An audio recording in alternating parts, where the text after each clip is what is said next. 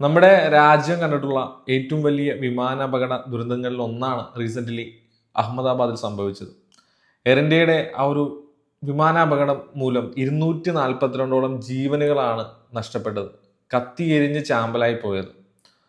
ഒരുപാട് പ്രതീക്ഷകളുമായിട്ട് അഹമ്മദാബാദിൽ നിന്ന് ലണ്ടനിലേക്ക് പോയ ആൾക്കാരാണ് അവിടെ കത്തിയെരിഞ്ഞു പോയത്.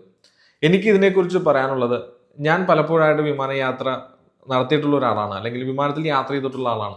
ഈ പലപ്പോഴായിട്ട് വിമാനയാത്ര നടത്തിയപ്പോൾ പോലും, അതായത് വിമാനം ടേക്ക് ഓഫ് ചെയ്യുന്നതിന് മുമ്പ് ക്യാബിൻ ക്രൂ ടീം ഒരു അപകടം സംഭവിച്ചു കഴിഞ്ഞാൽ എന്ത് ചെയ്യണം എന്ന് വളരെ ഡീറ്റെയിൽഡ് ആയിട്ട് എക്സ്പ്ലെയിൻ ചെയ്യുന്നുണ്ട്.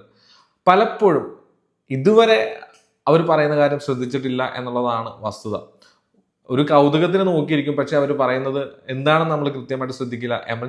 എമർജൻസി സിറ്റുവേഷൻ വന്നു കഴിഞ്ഞാൽ എങ്ങനെ എക്സിറ്റ് ചെയ്യണം, അല്ലെങ്കിൽ വെള്ളത്തിൽ ലാൻഡ് ചെയ്ത് കഴിഞ്ഞാൽ എങ്ങനെ എക്സിറ്റ് ചെയ്യണം, അല്ലെങ്കിൽ അതിനകത്തൊരു അപകടം ഉണ്ടായി കഴിഞ്ഞാൽ എങ്ങനെ നമ്മൾ അതിനെ മറികടക്കണം, എല്ലാം വളരെ ഡീറ്റെയിൽഡ് ആയിട്ട് അവർ പറഞ്ഞു പോകുന്നുണ്ട്. പക്ഷെ ഒരിക്കൽ പോലും പേഴ്സണലി ഞാൻ എന്നോട് തന്നെയാണ് പറയുന്നത്, കാരണം ഞാൻ ഇതുവരെ ശ്രദ്ധിച്ചിട്ടില്ല. നമ്മളിൽ പലരും അങ്ങനെ ശ്രദ്ധിക്കാതെ പോയവരായിരിക്കാം. ഈ ഒരു വിമാനാപകടത്തിന്റെ കേസിലായാൽ പോലും പല ആളുകൾക്കും ഒരു എമർജൻസി എക്സിറ്റിനെ കുറിച്ച് വലിയ ധാരണ ഒന്നുമില്ല, അല്ലെങ്കിൽ അങ്ങനെ ഒരു സംഭവം വന്നു കഴിഞ്ഞാൽ, അല്ലെങ്കിൽ ഇങ്ങനെ ഒരു പാനിക് ആയിട്ടുള്ള ഒരു സിറ്റുവേഷൻ വന്നു കഴിഞ്ഞാൽ എങ്ങനെ അത് ഹാൻഡിൽ ചെയ്യണം എന്നുള്ള കാര്യത്തിൽ യാതൊരുവിധ ധാരണയില്ല. അതിനു മുമ്പ് തന്നെ, വിമാനം ടേക്ക് ഓഫ് ചെയ്യുന്നതിന് മുമ്പ് തന്നെ കൃത്യമായിട്ട് ക്യാബിൻ ക്രൂ ടീം പറയുന്നുണ്ട്, നമ്മൾ ആരും വളരെ കാര്യമായിട്ട് അത് എടുക്കാറില്ല, ഒരു കൗതുകത്തിന് നോക്കിയിരിക്കാറാണ് പൊതുവെ പതിവ്.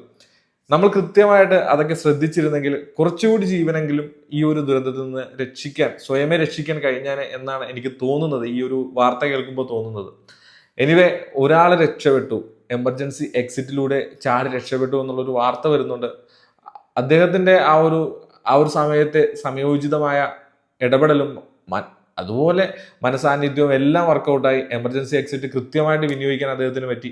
ആ ഒരു വാർത്ത കേട്ടതാണ് നമുക്കൊരു മോട്ടിവേഷൻ ഉണ്ടാകാനുള്ള കാരണം ഇനിയെങ്കിലും നമ്മൾ ഒരു വിമാനത്തിൽ യാത്ര ചെയ്യുമ്പോൾ അവർ പറയുന്ന കാര്യങ്ങൾ കൃത്യമായിട്ട് മനസ്സിലാക്കാനും പഠിക്കാനും ശ്രമിക്കുക. ഇതുപോലത്തെ ഒരു സിറ്റുവേഷൻ എപ്പോൾ വരുമെന്ന കാര്യത്തിൽ ആർക്കും ഒന്നും പറയാൻ പറ്റില്ല. പക്ഷെ അവർ പറഞ്ഞു തരുന്ന, ഞാൻ പലപ്പോഴായിട്ടും ചിന്തിച്ചിട്ടുണ്ട്, എപ്പോഴും ഇവർ റിപ്പീറ്റഡ് ആയിട്ട് പറഞ്ഞുകൊണ്ടിരിക്കുന്നത് എന്തിനാണെന്ന്.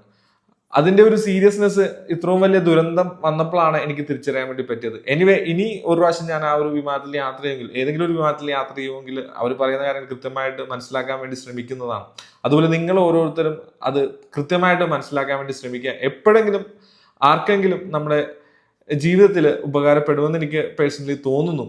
അതുകൊണ്ടാണ് ഈ ഒരു വീഡിയോ ഇപ്പോൾ ചെയ്തത്.